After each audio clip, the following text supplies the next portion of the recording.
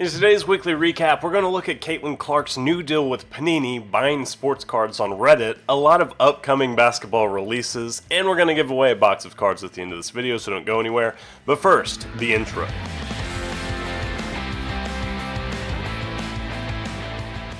So the biggest sports card story this week thus far came out on Wednesday when it was announced that Caitlin Clark has signed a deal with Panini. It kind of surprised people because she's actually been working with Bowman exclusively, or seemingly exclusively, before it was cool.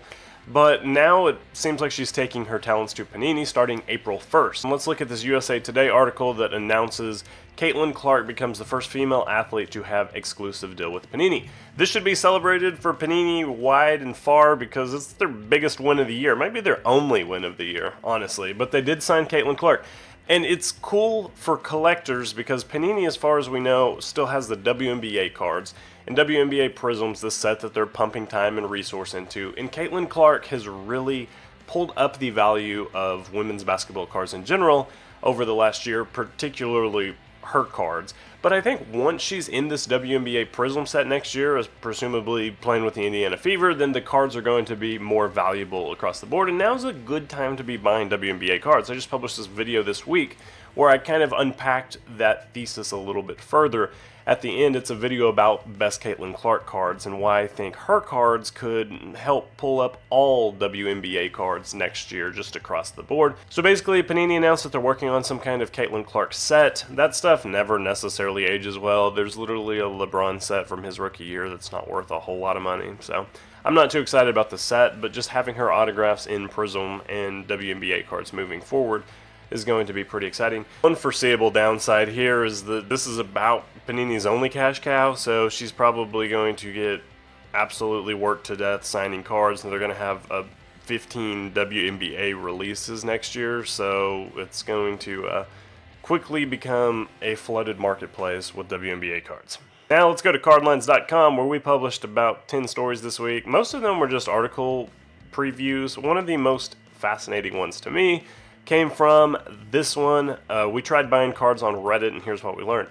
Mike did some research here. He spearheaded this one for us, and he said somewhere in this article this was his first time doing Reddit. He was so new, in fact, that he said he had to sign up for a Reddit account to even write this article. So hats off to you, Mike, for being all in on this one. I don't have a Reddit account either that I know of. I don't think I've ever used Reddit. So this was cool. It says that this Reddit / baseball cards is in the top 5% of all subreddits. So apparently it has a lot of activity. Here's the rules, no eBay auctions, etc. So it's like this in-house selling place that's an alternative market. I've talked about Facebook groups before on these videos, but this is like a Reddit Facebook market. Mike's takeaways were that the cards are hard to search. It's hard to tell what has been sold because a lot of people are posting a picture of 10 cards. Some of them get snatched and you can't update the picture per se. And there's a big gamut of cards, anywhere from $1 cards to $1,000 cards. So if you can get past all of that, then there are some deals to be found. He did buy a card for $6. $5 plus $1 shipping of Marcelo Mayer, and card came in looking good. So takeaways are all here in the article. Encourage you to go read it for yourself. It's a really cool read, and I am interested in checking out Reddit. I think there's a CardLines Reddit in the works, but more on that soon. Connor Bedard has gotten a lot of press as the next big face in hockey, so to celebrate the new wave, we dove back into one of the original greats, probably the great Wayne Gretzky. This article looks at recent news concerning his O-Pee-Chee rookie card and this case that just sold for $1 bazillion. By $1 bazillion, I mean 3.1 million with a 3.72 if you include the premium. But this case just sold because it has the Gretzky rookie potential, and we looked at the O-Pee-Chee cards versus the Topps cards when it comes to Gretzky's rookies and the populations and prices of each. So very cool article if you're interested in hockey, and if you, these are one of these, like I talked about it sometimes, blue chip cards, basically cards of the all-time greats that you can buy now safely, knowing that as they get older, they're going to go up a small percentage every year. Maybe not huge ROI returns every year, but just consistent, steady growth. Those are the cards that you want to have. I'm on a Prism Monopoly kick because I've opened some on camera and off camera and done pretty well every time. It's not a product that's going to age well. There's only 90 cards in the checklist. Here's a video of me opening 5 boxes. I hit this Wembanyama Purple Wave that I sold for more than I paid for the 5 boxes alone. Plus, I got a numbered to 199 Scoot Henderson rookie that sold for $65, I think. So it was cool. It was a fun little rip. If you can get them at retail, I would encourage you to buy them and rip them if you're into basketball. They're really fun to open with kids. They're really fun in a setting. They're not cards that I'd hold because they're kind of gimmicky, like this whole Monopoly thing. But there's only 90 cards on the checklist, so there's a ton of rookies and just good players. And you get numbered cards pretty consistently. Since there's not a hobby box alternative here, there's nothing that holds better cards that they funnel all the low number cards into. You have a chance of pulling a one-of-one Wemby, LeBron, Steph. Like, all those cards are in these booster boxes. And there's a chance to hit some big boy cards just out of a $30 booster box. Fun product, give it a look. Speaking of Connor Bedard, here's the ultimate guide to 2023-24 Upper Deck Series 2 Young Guns. And we have tiers of who to chase, led by Bedard. This is a very big first tier. I don't know my hockey, but I'm just taking it to mean there are a lot of talented people in this particular rookie class, because I think there's like 12 people in tier 1. And then obviously rank them down tier 2, tier 3. This is a Big Daddy article, very good assessment about each player. And whether you're a hockey card collector or just a hockey fan, this would be a very enlightening read just to see the perspective on each player. Every month we do the article about best auctions, and some of them are already over because it's the 8th by the time you're watching this video, but here are some. Leland's 24 Winter Classic is coming up. The Heritage Auction Spring Sports Card Catalog Auction ends on the 22nd and 23rd, so it's going to open about today. It'll be open this weekend if you want to check it out.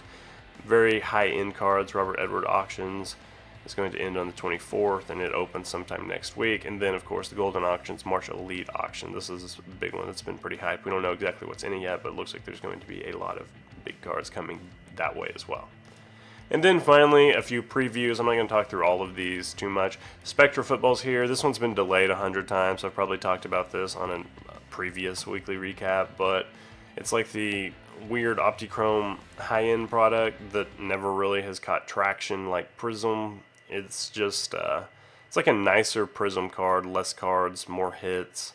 You only get 10 cards per box, 16 cards per box, 8 hits per box. There's just not CJ Stroud autographs in it, so I'm not too interested in ripping something where it's autograph driven and there's no autographs of the best rookie. Same thing here, Panini Illusions. I don't know why it keeps coming back. I don't know anybody who actually likes this product. If you like this product, let me know below and why. Like, genuinely would love to hear somebody defend this product, and I'd love to be won over because I've seen a lot of the cards and I haven't ever been impressed. Would love to hear somebody who likes it. And then Premier League Soccer. Prism is going to be going on for a while in the soccer space. It seems like Panini is going to be able to hold the soccer license, so there's going to be a lot of Prism cards moving forward. As a soccer brand, maybe some NFL and NBA guys who just like Prism are going to come over to it. I don't know, but either way, check out this assessment. I think it's pretty much a normal Prism breakdown, 12 packs, 12 cards. You get 1 autograph and 17 Prisms.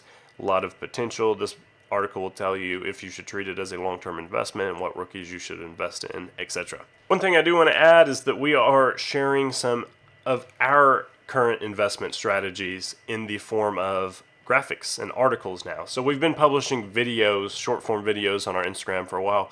Now we're looking at people that we're buying right now and offering some thoughts on who we're buying, and if you want to follow suit, by all means. For example, Justin Jefferson's cards are down 38% right now since October, so I'm buying a lot of his cards. I think as soon as the season starts, as soon as he has one of those monster games for 12 catches, 150 yards, and a score, his cards are going to be right back up where they started, and you make 40%. Highlighting buys of the week, breaking news, that sort of stuff. So give us a follow on Instagram. It's just card_lines. And as always, we give away a box of cards every week. This week, I picked Terry Robertson. Terry is an evangelist. He has some ministry on here. He has some baseball cards on here. That's awesome, Terry. Keep up the good work. I'm going to comment on one of your videos. So I commented on here and it says, "Hi Terry, we picked you to win a box of cards. Watch our weekly recap tomorrow on the 8th to find out how to get your box." So Terry, when you see this, just send me an email, jesse@cardlines.com, and I will send you a box of cards. If you're a baseball guy, I'll send you a box of baseball cards. So totally appreciate you being a subscriber. Thanks for watching. Thank you all for watching this weekly recap. Hope you learned something. Come back next week. We're going to be talking about some more exciting news that is yet to unfold. See you then.